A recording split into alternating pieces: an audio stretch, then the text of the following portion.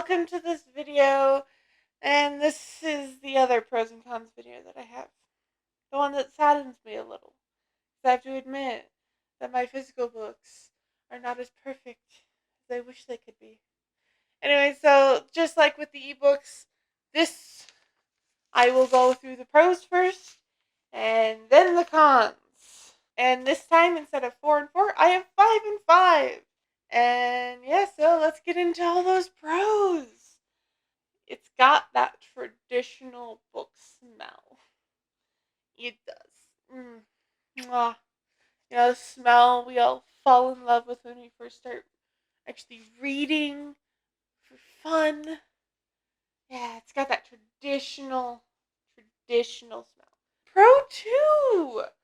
You can see the progress a lot more clearly. No, I'm going to go into a little more depth with this. We're going to use my example book from the other one. Is like, when you're reading, you start like somewhere here, and then if you read like this much, you can notice a difference.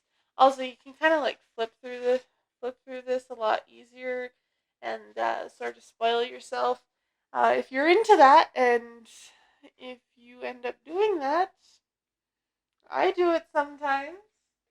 I wish it was a habit I could break. I've spoiled myself with certain things in certain books, and then I stop reading those books because of what happens, what I spoil myself with. So, yeah.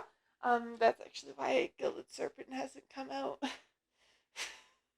I'm not going to say anything about that, but that is why Gilded Serpent, the video on that has not come out, because I haven't actually finished it, because I went forward. I flipped through until like near the end, and then I got really upset. So, apologies for all of you waiting on that review. Pro 3. They look pretty on your shelves. Ebooks, you can't see these. You can't see everything that is here to offer.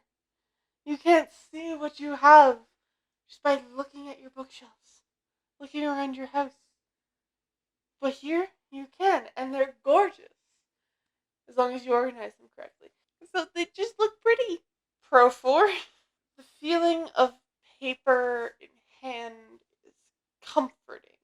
The feeling of the books around is comforting. It de-stresses me. Personally, it de-stresses me.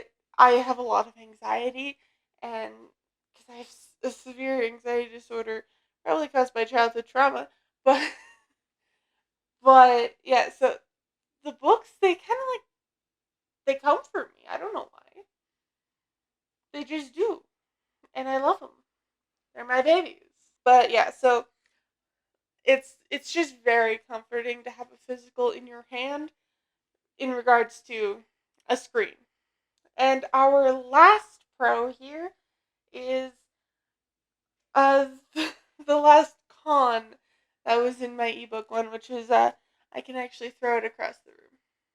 Whereas with an e-reader, I would not be able to, because it would break.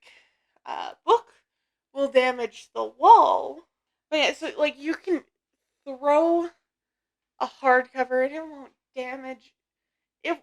The hardcover will be fine. Your wall might not be, but the hardcover will be.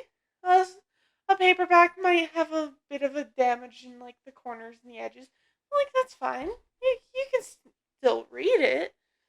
It's still functional. So yeah, those are the pros of physical books, not just paperbacks. Physical books. And now let's get into the cons. You can't read in the dark as easily. That's one. You need a light, or at least firelight. If you have enough candles around you, you can do it. Or if your eyes adjust easily to the dark, like mine, you need very little light. So it does cost you a little bit of an electricity bill to be able to read in the dark when people like me who can't sleep at night are awake. But like, is that really so bad? when you consider all those pros, of course, I'm going to go down another list of cons. So, yeah. Our next con is they're a little bulky to carry more than like one or two. Two's the max. But like, if you're doing like a short traveling trip, you're only going to need one, maybe two. And by short traveling, I mean you're taking the bus to and from work. Like, or something like that. Like, you only need one for that. Maybe two if you're getting real close to the end of the first one. But they are bulky to carry around. I'm not going to deny that. I wish they weren't. But you know what? Thick books are the best books. And on to our next one. You get hand cramps. Well, some people do. I don't. But you can get hand cramps if you're holding a book for too long.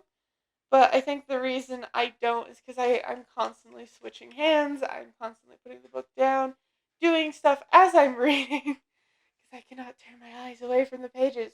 But I must actually do stuff to be able to function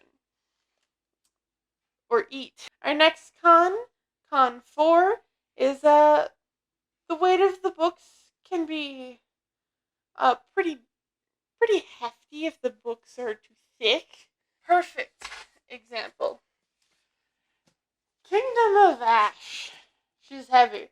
Um, like this, the weight of this book, because it's so thick, is a lot, and it can be a lot to just like hold and to read. But you know what? Book nerds are supposed to be strong. We're supposed to be muscly because we carry books like this around all the time. God, that's getting tiring on my arm. It's not my hand. It's my arm muscles because I haven't worked them out in a while. So yeah, they can be a bit heavy once they get to around like this thick. And I'm gonna keep this here until the end of this next con to prove that I can actually hold it. If even just by my arm and not my hand. Why did I say that? Our last con is you need the space to hold them.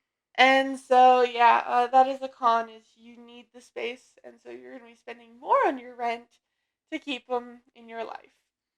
Sad, I know, but you know what? The cost is worth it because I keep buying more books because I have a problem.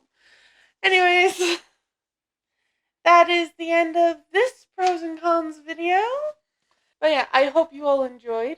If you did, give it a like. If you want to see more content from me, hit that subscribe button, ring that notification bell so you get notified when I post a new video.